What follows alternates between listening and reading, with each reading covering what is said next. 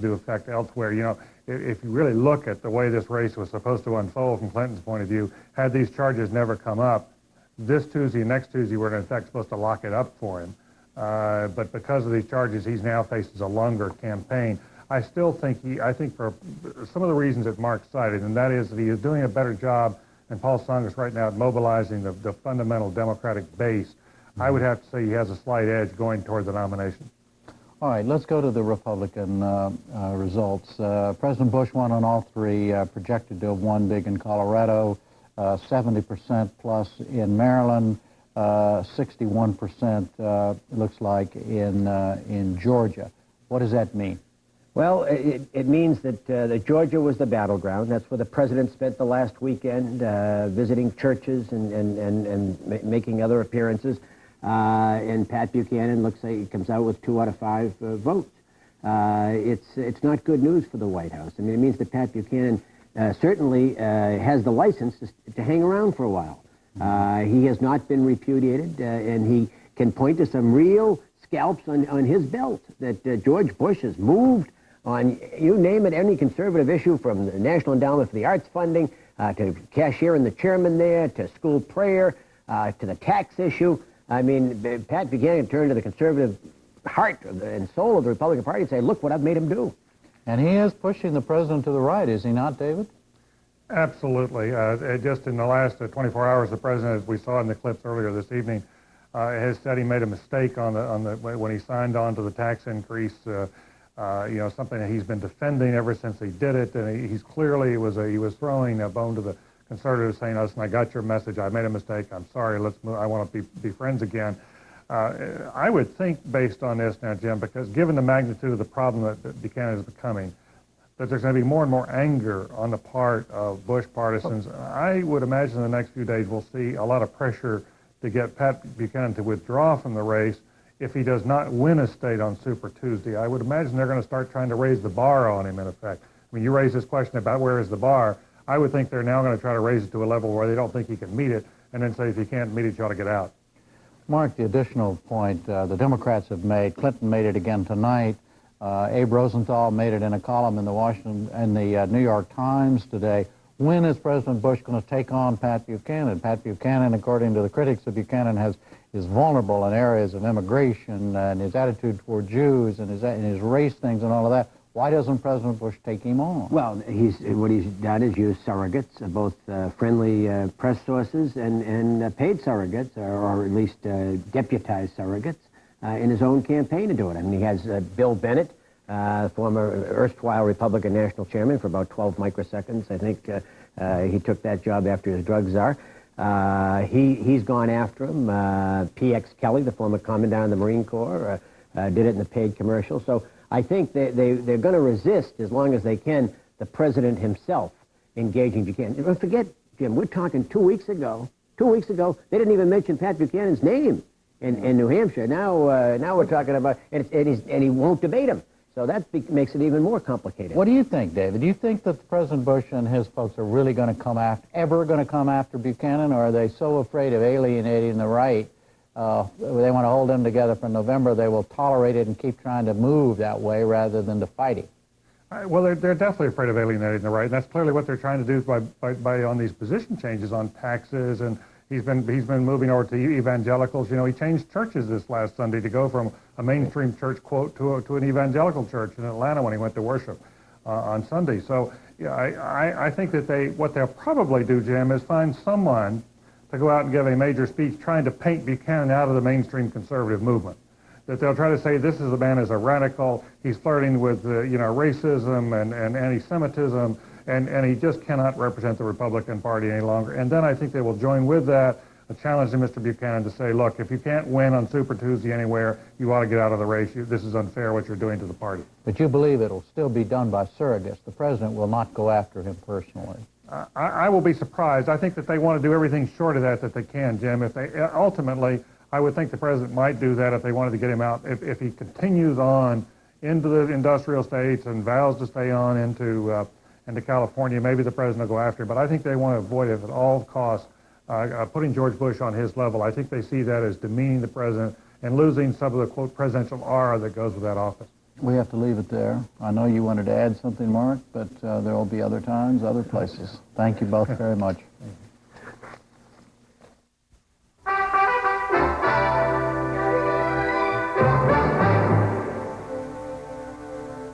Now some politics as seen by voters in Hattiesburg, Mississippi.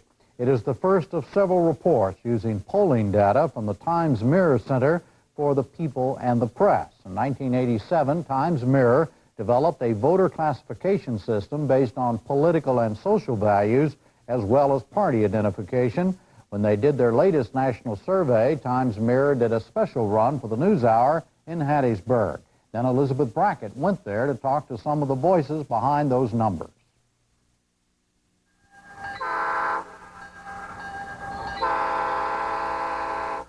Shrill train whistles still pierce the air in Hattiesburg, Mississippi, much as they did in the late 1800s when Hattiesburg rail yards and timber mills made it one of the biggest and most important cities in southern Mississippi. The big homes of the railroad and lumber barons still stand, just around the corner from the homes of the workers drawn to the town by jobs in the two industries. Much of that industry is gone now. Today, the biggest employer in town is the University of Southern Mississippi. The military and hospitals provide most of the remaining jobs. The unemployment rate is about 6%. That's below the national average. Hattiesburg sits in one of the most Republican areas of the state. Former President Reagan and President Bush both won by substantial margins in Hattiesburg. The town is about 56% white, 40% black, with black voters still giving overwhelming support to Democratic candidates, but their turnout rates have been low. We came to Hattiesburg to talk with these southern voters just as their region becomes crucial in the presidential primaries. In the latest Times Mirror poll, the South emerged as the strongest area for the president. But even here, for the first time, an unnamed Democrat virtually ties President Bush. This feeling was reflected in the Republican voters we spoke to in Hattiesburg. How many of y'all got answers for everything? Stephen Herring has been a substitute teacher in Hattiesburg since he lost his full-time job in education 2 years ago. Times Mirror classified Herring as a disaffected voter. Disaffected voters are independent voters who lean toward Republicans. They are skeptical of big government and big business and are often having tough financial times themselves. They are also the group most likely to swing away from President Bush. Herring supported Bush and Reagan before him, but he does not think Bush is as popular as he once was. I just get the impression from hearing people talk and all, and seeing the opinion polls about the dissatisfaction with his job performance that, he may not carry Mississippi in the future. And does that include you? At this point, I'm starting to kind of sway the other way, so it could, but it's still a long way till November, too, and a lot of things could change. Dr. William Urey retired and moved into Hattiesburg after 31 years as a general practitioner in a rural area. Times Mirror calls him an enterpriser Republican. Enterprisers are affluent, educated, and pro-business. They still make up an important part of the president's base, but the latest Times Mirror poll shows his support slipping among those affluent voters. Dr. Urey says he will support Pat Buchanan on Super Tuesday. I want to give a gentle protest to President to make him understand that we are not satisfied with his leadership domestically. And I don't agree with all the things that Pat Buchanan supports, but I'm going to vote for him because I do think that we've got to turn our attention to domestic policy and do some things very differently. Steve Thornton has had a very good year in his carpet cleaning business. Though he lacks a high school education, he made more money last year than ever before. Thornton is classified as an upbeat voter by Times Mirror. Upbeats are independents who often vote Republican. They are young, optimistic, and believe strongly in America. They are the group who remain most influenced by the president's conduct of the Gulf crisis. Thornton liked the way President Bush ran the war. I thought it was perfect. He couldn't have did a better job. Just on that crisis alone, I would vote for him again. I kind of wish Dan Quayle wasn't in there, but but given Dan Quayle, if he serves another 4 years under Bush, you know, he could be a good candidate for presidency.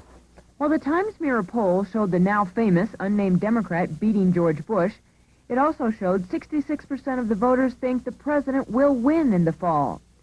That may relate to the voters' lack of enthusiasm for any of the current Democratic candidates. Just 1 in 3 rate the contenders as good or excellent. The vast majority rate them only fair or poor. The candidate with the clearest lead in the South is Bill Clinton. In the Times-Mirror poll, he leads the other candidates by more than 2 to 1. And we found strong support among Hattiesburg Democrats for Clinton. That word is tyranny. Phyllis Graves and her husband Michael were born and raised in Hattiesburg. He is a technician with Scott Paper Company, and she does computer data entry for the city. Much of their free time is spent making sure their son Christopher gets his homework done. Her category is New Dealer Democrat, according to Times-Mirror. They favor government spending on social programs and a strong national defense. Clinton has strong support among New Dealers and among blacks. I've been leaning toward Clinton. I think that because basically he's a Southerner. Why would it be important to you to have a presidential candidate from the South? To my recollection, we haven't had one from the South since Jimmy Carter. And I don't think Jimmy Carter did a bad job. He understood the people, and I think Bill Clinton does too. Professor Neil McMillan has been associated with the University of Southern Mississippi almost from the time he arrived as a student from Michigan 35 years ago. He now teaches history and has published frequently in his field. Times-Mirror calls McMillan a secular independent voter. Most seculars lean toward the Democrats. They are well-educated, vigorously support personal freedoms, and lack strong religious convictions. Paul Tsongas receives his greatest support from the seculars. McMillan likes Tsongas, but is now favoring Clinton. I think that Bill Clinton might well be the best candidate if he's not already too badly damaged by what I think is the irresponsible allegations about his personal life and about his patriotism. How do you feel about those allegations, his personal life, for instance? Well, I'm not ready to say that one's personal life is not relevant to one's leadership, but what I know about those allegations, they have no place in the public arena. The patriotism issue, the war in Vietnam issue, is even more vexing to me because it seems to me he took the stand that any principled and caring young man of conscience would have taken, and yet now it haunts him. I'm afraid a whole generation of people my age and somewhat younger are going to be plagued by that issue until they've passed through our political system. On the questionnaire earlier, you preferred Tsongas. Have you changed your mind that quickly? I still prefer Paul Tsongas, but I don't think he's as electable.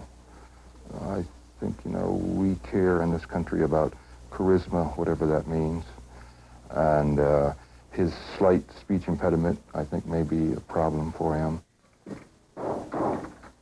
22-year-old Leslie Murrell is one of 8 children raised on a farm in northern Mississippi. She's a senior at USM with a major in banking and is now taking a semester off to earn money as a part-time bank teller to cover her expenses for her final year. 60s Democrat is the category given to her by Times-Mirror. This group is strongly committed to issues of peace and social justice. Murrell has settled on Bill Clinton as her candidate. What do you like about Clinton? Why does he speak to you?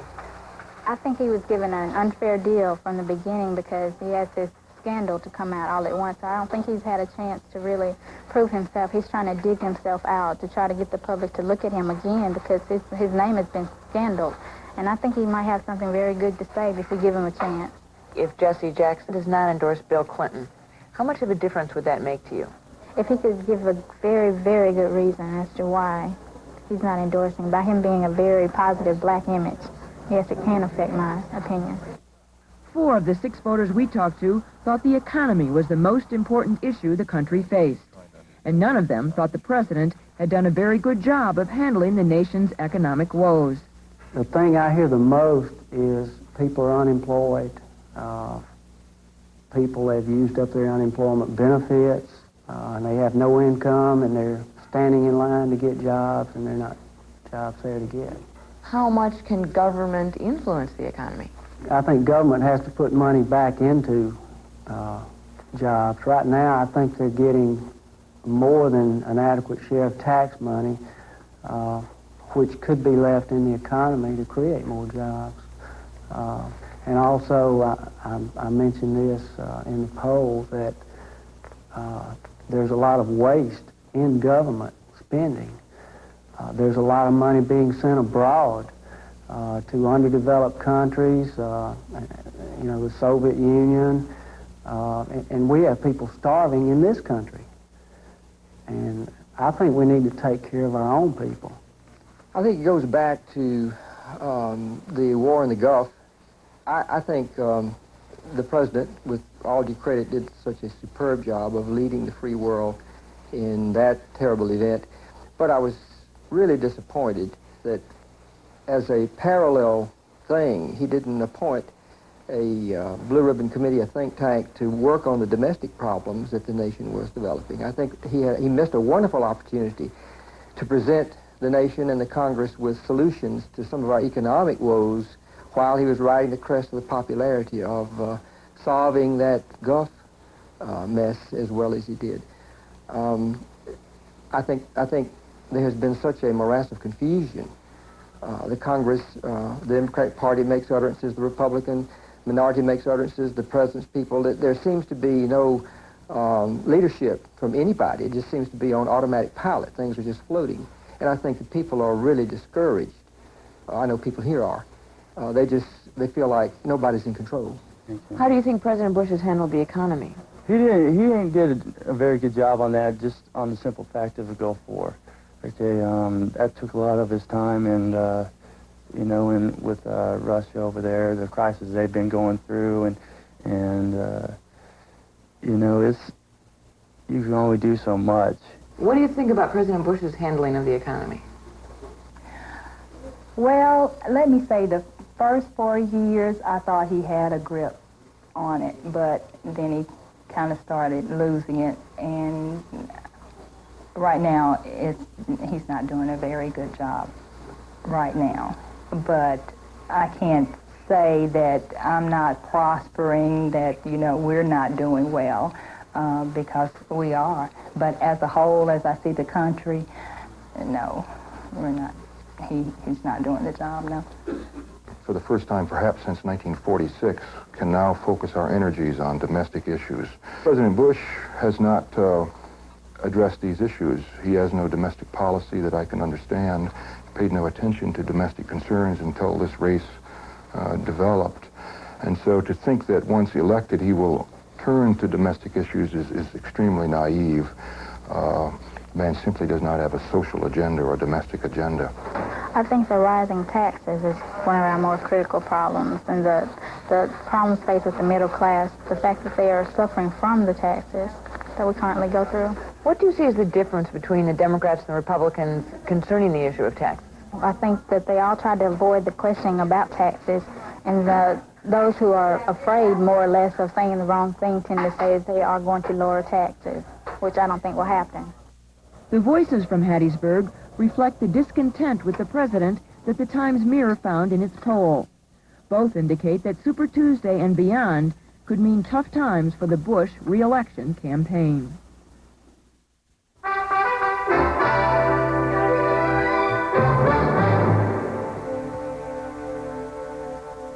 First tonight is the end of the recession in sight. As we reported, there was some good economic news today. The index of leading economic indicators and new home sales posted significant gains. But that comes against a backdrop of bad news, including last Wednesday's report that consumer confidence hit a new 17-year low. Here to shed some light on all of this are Stephen Roach, a senior economist at Morgan Stanley, a New York investment banking firm, and David Ressler, chief economist at Nomura Securities, an investment banking and securities firm and U.S. subsidiary of a Japanese company. And starting with you, Mr. Roach, let's start with some basics. Briefly, what are the leading economic indicators? It's a gauge that the government has put together for a number of years that tries to be a forward-looking barometer of the ups and downs of the U.S. economy. It has a variety of components. Right now it has 11 key components. The government puts them together in a pot and comes out with a magic answer every month that tells the future course as they expect it to occur in the U.S. economy. What are those components? Oh, they include a variety of things like the stock market, the money supply, consumer confidence, the length of the work week in the factory sector, sensitive materials prices, you name it, they've got it. These are all ingredients of gauges that do tend to look into the future rather than behind us. And, you know, hopefully they do tell something about what lies ahead. All right, so how significant then is a 0.9% rise in those indicators? It's a big increase. If you look back over the last year and a half, we've had a couple of months when the increase was 1.2%. Those were the two largest gains we've seen, but a 0.9 is right behind that. We need more than 1.9 to say that we're out of the woods, however, on recession. Mr. Ressler, how significant do you think that rise is? Well, unfortunately, the index doesn't tell us much that we don't already know. As Steve mentioned, most of those things have been reported already. This is an index for January, and we're now looking at February numbers. But 1 month of an increase doesn't tell us much. There used to be an old rule of thumb that you used to have 3 consecutive changes in direction to tell you where the economy's headed. Now, last year we had 6 consecutive increases, and we never came out of the recession. Or if we did, we certainly aren't in a period of recovery yet. What do you think accounts for this rise, and does that have any significance? Well, we had the biggest gainer was the stock market, and this has been a pretty good run in the stock market. But we had a solid gain in I forgot, new orders for manufactured goods, and we had broadly based gains in a number of other of our major indicators like sensitive materials prices. And capital spending commitments, and I think that's a sign that there is some life in the system. Why would there be a rise, you think, in the stock market? I mean, particularly given that we have a report also that consumer confidence is way down.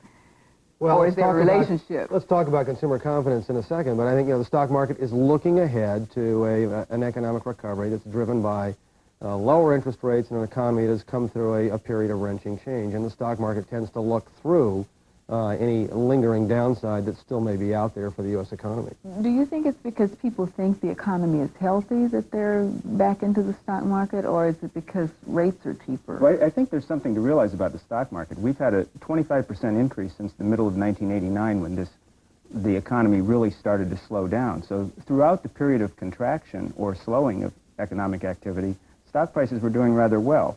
And unfortunately, I don't think they're as reliable an indicator of the future as they might have been in the past. What about the report that home sales are up? I mean, that's a pretty good number, isn't it? Up almost 30% since January? The home sales increase was rather impressive, but it's also important to bear in mind that we had the lowest interest rates in January since 1973. For mortgage rates, and unfortunately, interest rates are up again about 0.5 percentage point from where they were then. We're back to September and October levels in the interest rate markets. So you're saying that might not sustain? I mean, the high home. How do you read that? I like the tone of the housing market. I think we've had steady increases in single-family residential construction activity now for some time. We're still at low levels, but we're off of the rock bottom levels of the middle of 1990. I think this sector is going to continue to lead the economy out of recession. And that's the traditional role that housing has played. If it does sustain, housing is one of the leaders in coming out of a downturn. That's correct. Art, you said we would talk about this consumer confidence report in a minute. Let's assume we're at that minute now. How do you see? I mean, way down. We had 2 measures of consumer confidence that came out last week. The Conference Board measure fell to as you put it, 18-year low. The University of Michigan measure did not.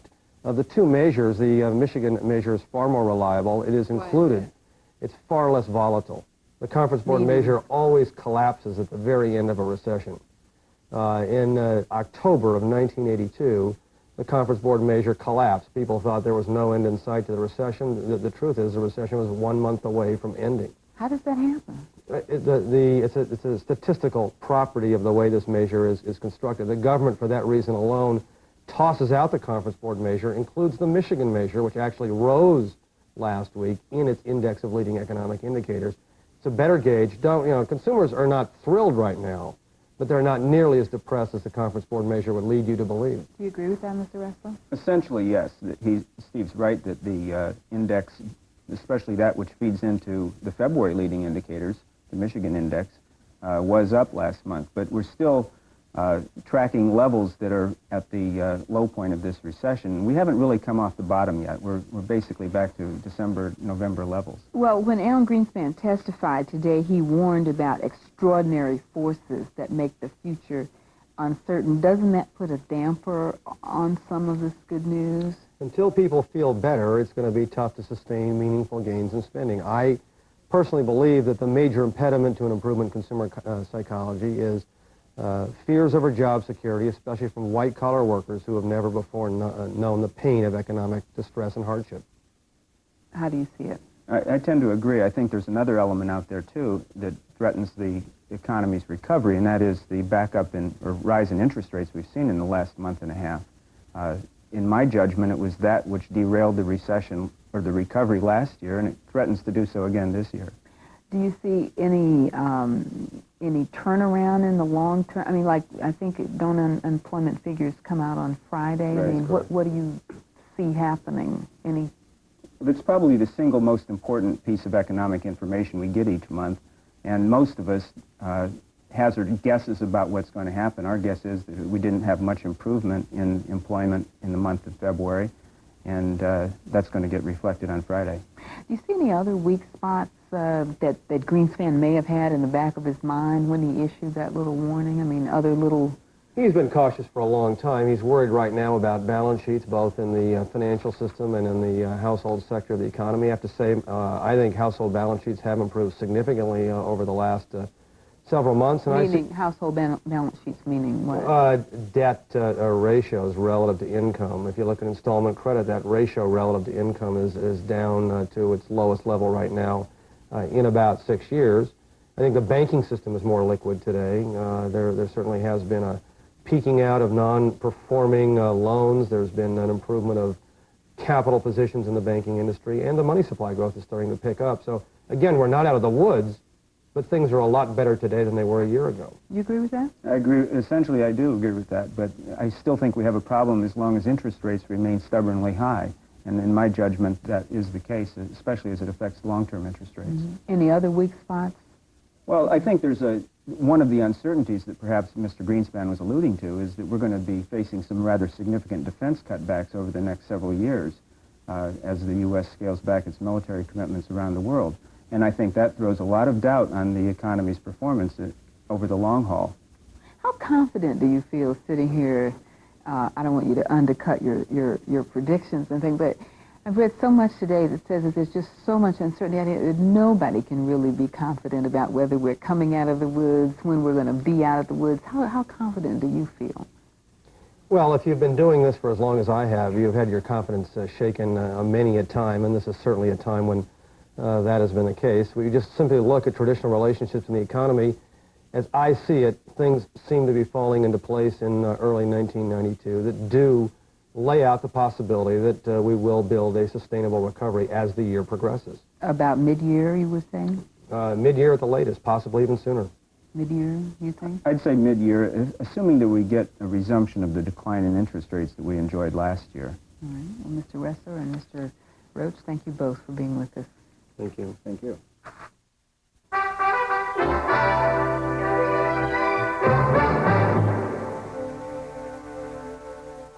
Next tonight, the continuing showdown between Iraq and the United Nations on dismantling Iraq's weapons of mass destruction. Iraq agreed to get rid of its Scud missiles and other such weapons as a part of the Gulf War ceasefire agreement. But Iraq is now saying it will do so only if the UN starts relaxing economic sanctions imposed on the country. Threatening serious consequences, the UN Security Council extended its deadline until next week, when an Iraq delegation headed by Deputy Prime Minister Tariq Aziz comes to the United Nations for talks. A UN mission headed by Swedish diplomat Rolf Ekéus has returned from Baghdad after trying to gain compliance with the Security Council resolutions.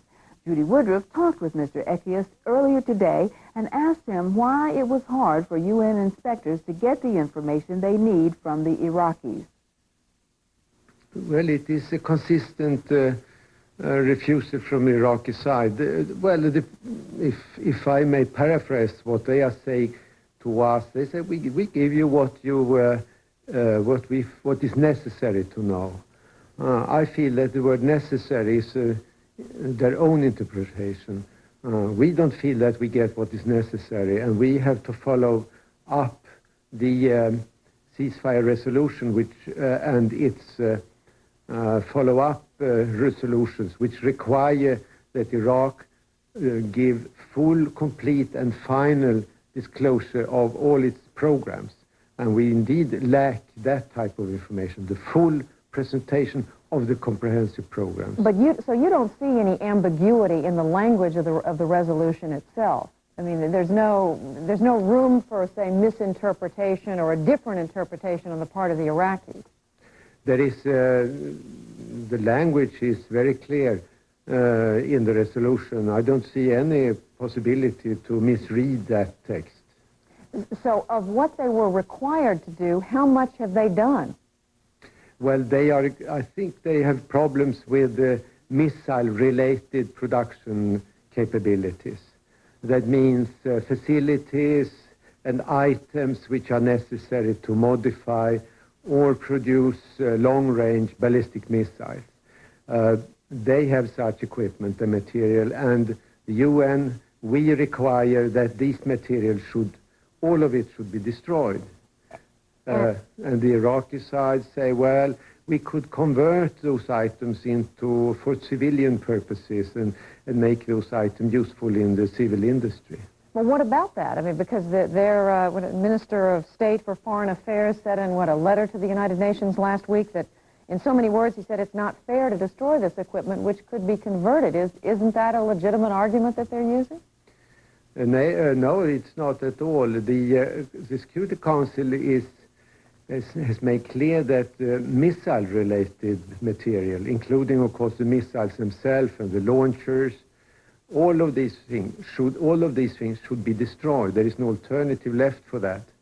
What the Iraqi side is pointing to, however, is that in the field of chemical and biological weapons, and also in the nuclear area, there are certain provisions in the ceasefire resolution which makes it possible to, so to say, rendering harmless these materials. But that is not in relation to the missiles.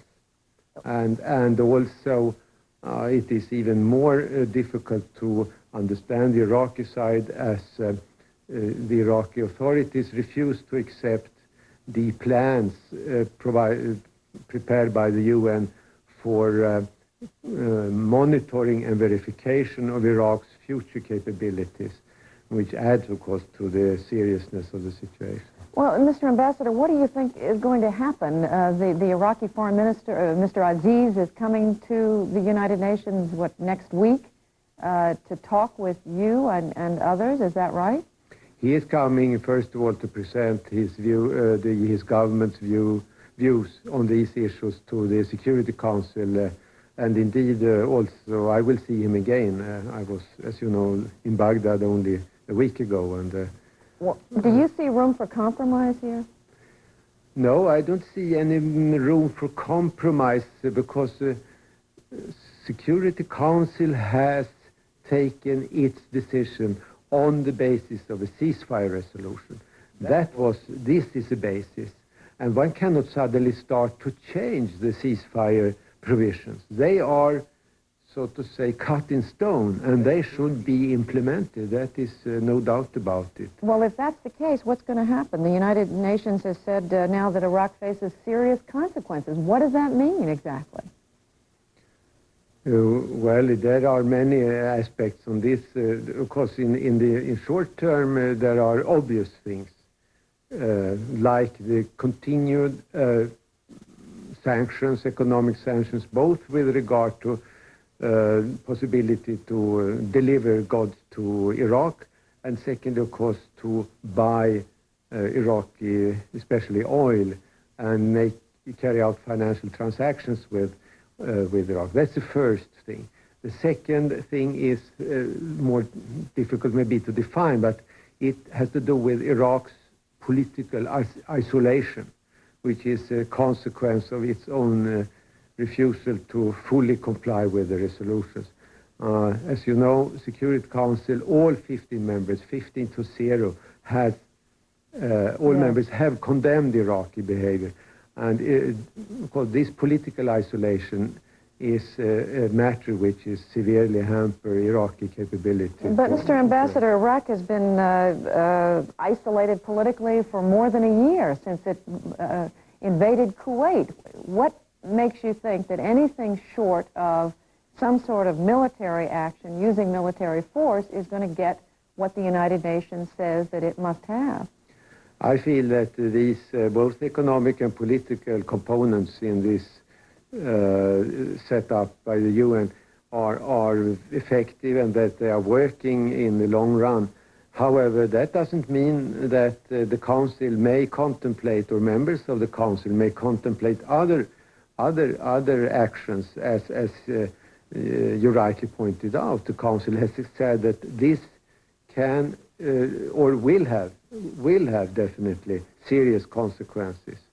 And that was a message we have brought home, I hope, very clearly to the Iraqis. Well, how quickly could something happen? What are we really talking about here? Well, I guess now that the Council has decided in its Friday agreement between all the 15 members to take up this matter very soon again, and that is the second week of March at the latest. That's next week. That is next week, and I guess that the Council will consider the situation in the light of what is presented by Iraq. We hope all that the Iraqi authorities and the Iraqi government now will come with a message clearly indicating that Iraq now unconditionally agrees with the resolutions. But you've been over there, Mr. Akayas. You've been dealing with the Iraqi officials face to face. Do you think that they're about to change their position on this? I must say I have not, I couldn't say I'm not totally hopeful. I'm, of course, an optimist by nature, so maybe they will rethink the situation. They are in a very serious situation, the Iraqi side, government and authorities, and I hope that they will understand that, and I really hope that, because it will be a new situation if they do not now fully comply with what is requested, namely unconditional agreement on the resolutions. Do you think they understand what this new situation is, that they are facing serious consequences and possibly military force here? Well, if I can take the risk to speculate, I feel that components in the Iraqi leadership fully understands the seriousness of the situation. However, there may be other, and maybe the leading component, Saddam who Hussein, does not understand what is at stake, and there may be a new serious mistake. Are you referring to Saddam Hussein?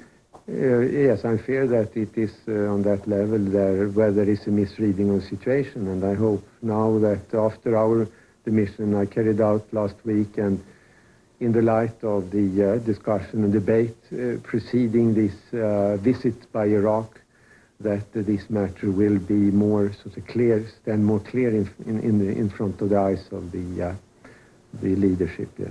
Well, Ambassador Rolf Akayas, we thank you for being with us. Thank you.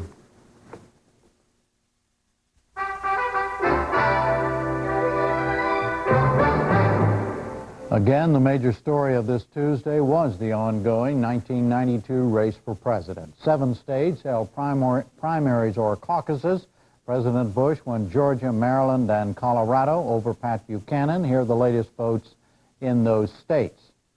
First, in Georgia, the president got 62% to Buchanan's 38%. That's with 74% of the vote in. In Maryland, the Bush number was 70 to Buchanan's 30. That's with 37% of the vote counted. And in Colorado, with a lonely 11% counted, the president has 68% to Buchanan's 29%. The vote was split in the Democratic races. Bill Clinton won Georgia. Here are those results. His total was 61%. Tsongas's 20, Brown's 8%, Kerry's 5, Harkin's 2. That's with 77% of the vote in. In Maryland, Paul Tsongas finished on top, and here are those. He got 39%. Bill Clinton did much better than expected at 35%. Brown 9, Kerry 5, and as did Harkin. That's with 41% of the vote in. In Colorado, Tsongas, Clinton, and Brown were running neck and neck in a race that was considered too close to call. These are the latest results there. Brown ahead, 30%, Clinton with 28, Tsongas 26, Kerry 11, Harkin 2%. That's with 11% of the vote counted. And that is the NewsHour for tonight. We'll be back tomorrow night with full analysis of today's votes. I'm Jim Lehrer. Thank you and good night. Funding for the MacNeil Lehrer NewsHour has been provided by PepsiCo.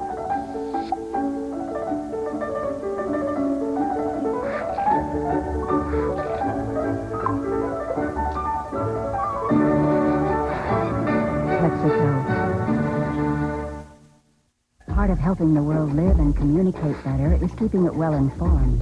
That's why funding for the NewsHour is also provided by AT&T and by the Corporation for Public Broadcasting.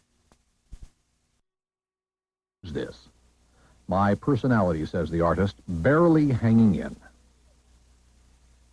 Here it comes again. There is pain in this exhibit. There is hope, say the sponsors. Medical treatment is available, but only half of those who need it seek it. Until they do, this is how they feel.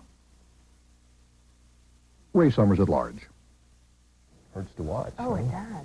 That exhibit opens tomorrow and continues through March 22nd. The gallery is at 422 Northwest 8th Avenue. Thanks for joining us tonight. Hope you'll come back at 11. And watch 48 Hours tonight. See you later.